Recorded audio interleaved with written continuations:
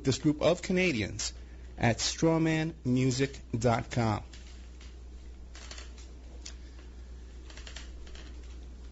You can have your ad played here.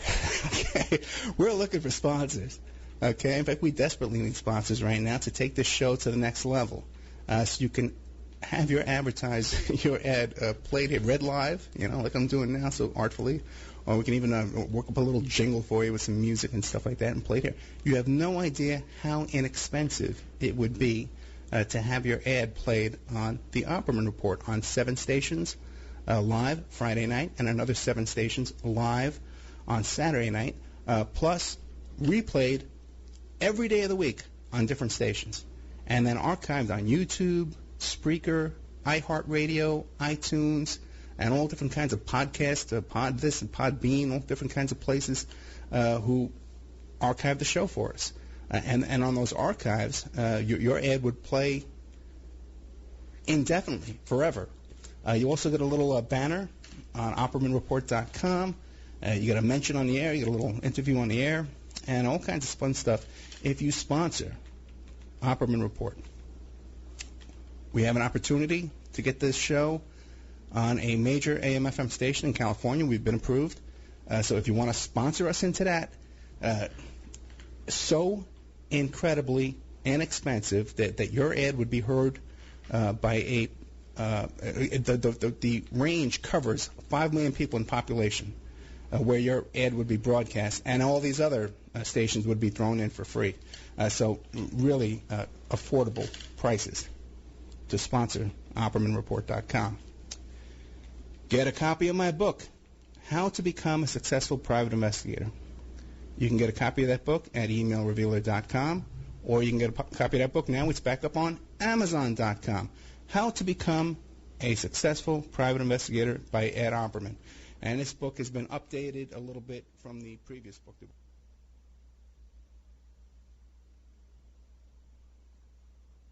Oh, we're back on the air. Oh, I'm sorry.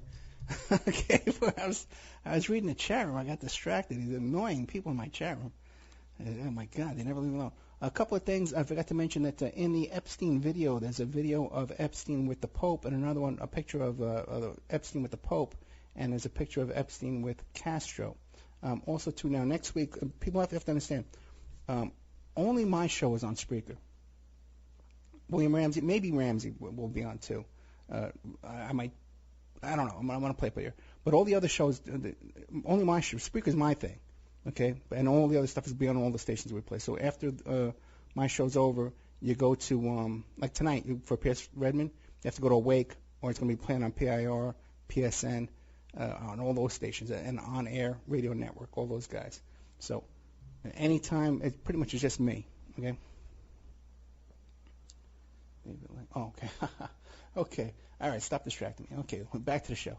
Okay, now, back in the 80s, okay, just for men. Back in the 80s, I used to go to this place in Tucson, Arizona called Canyon Ranch Health Spa, okay? You may have heard of it. It's a pretty famous place. A lot of famous, I ran into a lot of, Oprah Winfrey was there one time when I was there. Barbara Streisand was there when I was there. I met Ricardo Montalban. Okay. I met Ricardo Montalban there. As a matter of fact, he couldn't take his eyes off me. He had like a little crush on me, Ricardo Montalban. But I managed to extricate myself from that. But very interesting place. You go there. It's a health spa. It's kind of funny because what happened was my sister told me. I used to go to Tucson, Arizona all the time on business. And my sister told me, you go to Tucson, you got to go to Canyon Ranch. Because I used to stay at all the different hotels, different resorts. I stayed at every single one, And for certain reason, I don't want to say the same one twice sometimes. I got some good stories on that. I got to tell you some stories one time where we had to vacate our room in a hurry. But that's another story for another time and another show. But my sister told me, check out Canyon Ranch. So I was at the airport. Couldn't get a room, because I guess the GEM show was in town. They would have this GEM convention in town. It was really tough to get a room. So I called over to Canyon Ranch, and I said, hey, you got a room for me? They said, oh, yeah, But it's not like a hotel. It's a resort. It's like a fat farm kind of resort, a health spa. So I says, yeah, come on down, And I do you want a package? Do you want this kind of package? I said, well, I just need a room. So they said, okay, come on down. So I go down there, and I'm trying to check in, just like a regular hotel. And they tell me, no, you have to come here, and you have to get your blood pressure checked and all this stuff, right? And I think, I'm pretty sure what happened is they asked me, have you ever felt suicidal? And I said, oh, yeah, I felt suicidal different times. And they said, oh, no, really? Oh, we have to set your appointment with Dr. Baker, Dr. Dan Baker. Dr. Dan Baker was the psychiatrist on the facility. So anyway, that's the first time I checked in, and I loved it so much. Canyon Ranch was a great time in my life. I stayed there about 10, 15 times in those 3 or 4 year period, loved it. Okay, you go down there, it's the same kind of thing with the Daniel Fast. No coffee, no sugar, no alcohol served on the premises. You could sneak in alcohol and drink it at night if you want. And then they have all kinds of different functions. You could sign up for different activities.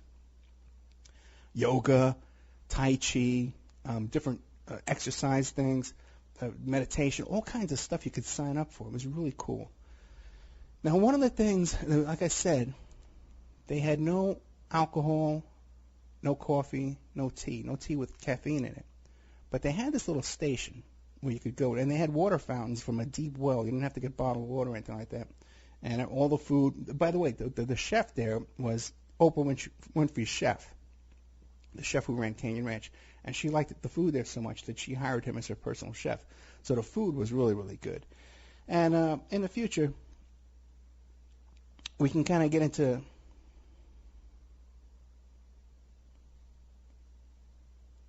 some other stories. And there's some other stories about my time there at Canyon Ranch. But this one time I checked in, they would have also, too, like a speaker or a celebrity that would, one time it was Dr. Judith Koreansky, who was like a radio therapist.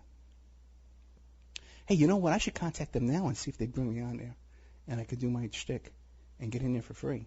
Because, they would let her come down for free. And Judith Koreansky turned out to be really, really nice, and I actually sat in on her little speech thing, and it's a very casual kind of get-together, kind of meet and greet kind of thing, and then you say a few words, people ask questions, and it's very cool. So one of the times I'm checking in, I see there's some Mets, New York, no, it wasn't all Mets. It was Keith Hernandez from the Mets.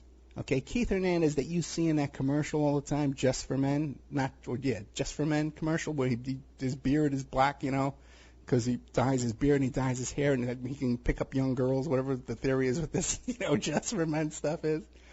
I know a lot of young girls like a guy with a little gray hair, okay, first of all, Keith.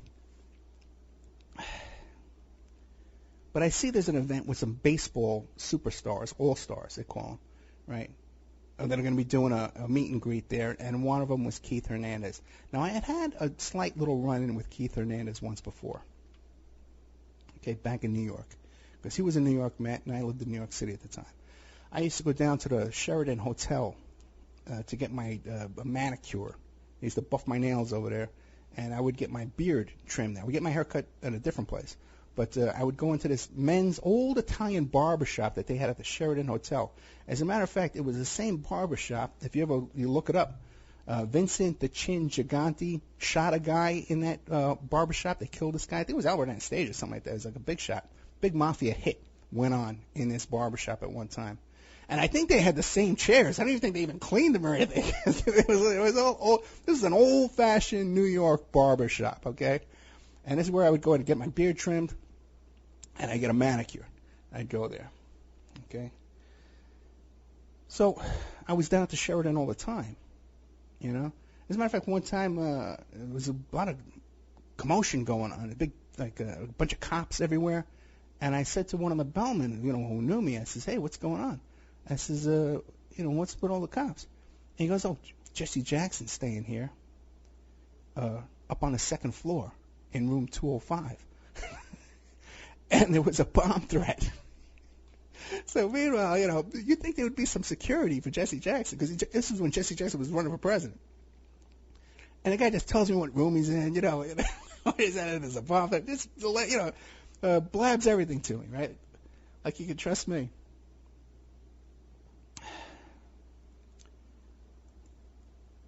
So another time when I'm at the Sheraton, passing through the lobby, to get to the barbershop, the Mets were there,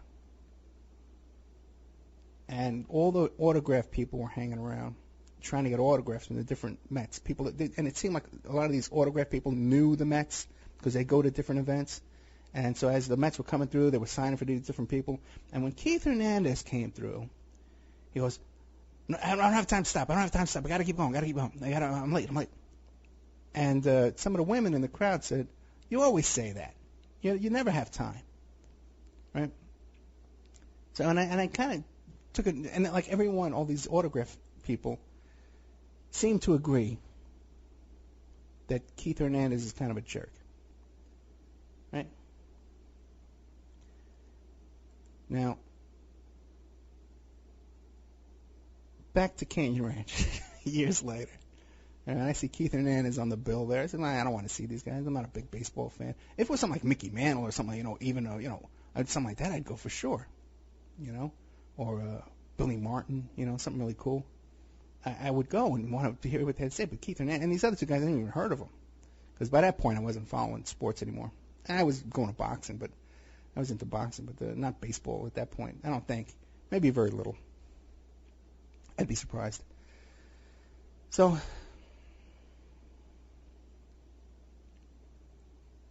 I'm there at Canyon Ranch. You're working out. You're doing all your stuff, and you feel great. You really do. You feel like $1 million. And so one night, I'm in my room late, and I couldn't sleep or whatever, and I wanted to go down and get some chamomile tea, because they had this little station where you can get tea all the time. It was fresh, cold tea there 24 hours a day. You could pick it up. Probably hot tea, too. I don't know if I ever had the hot tea. And it was in the room where they were doing that presentation. So I went down, walked into the room, walked over, got my tea, went back to my room, drank my tea. That was it. All right. So now a couple of days go by. It's time to check out of the hotel.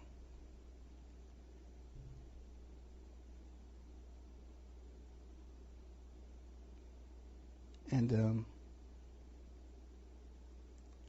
I forget what the actual logistics were, if I brought my bag down myself or I had a bellman come and take my bag. It was just my one bag. I'd carry it myself. I carried it down myself. But I get down there to where the airport limo shuttle bus is. And I've taken this shuttle bus 100 times. Okay? One of those white shuttle buses, like a little small church bus or an airport shuttle bus, right? And so I get down there, and I see Keith Hernandez, and I see the other two baseball players. And Keith Hernandez is stuck out because he has a mustache, and he's a very recognizable character. So we're all down there waiting to leave, and I know they're going to New York. So we're going to get to the airport. They're going to the same flight. The shuttle bus leaves every hour on the hour. I know exactly, because there weren't that many flights in this little Tucson airport. I knew this layout like the back of my hand. I was in and out of that place, man, all the time. So I guess what happened is that the shuttle driver pulled the bus up, for us to all get in, and he ran inside because he wasn't there. And he opened up the bus door. So I took my bag and I put it in the back of the shuttle bus where the bags go, because I've taken this bus 100 times. And Keith Hernandez says, "Excuse me, that's our bus." So it's no. This is everybody's bus. He goes, no. This is our private bus. We're taking this bus to the airport. And I says, yeah, and this is the shuttle. This is the shuttle bus for the hotel here. This is the shuttle bus that everyone uses at this resort.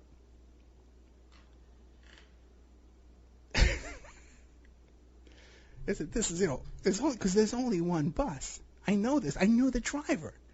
Okay, the driver knew me. Okay, because and by the way, I've taken this bus too with other celebrities on that bus. There was a woman who was an actress on Saint Elsewhere, the show about the hospital, right? And she was on the bus.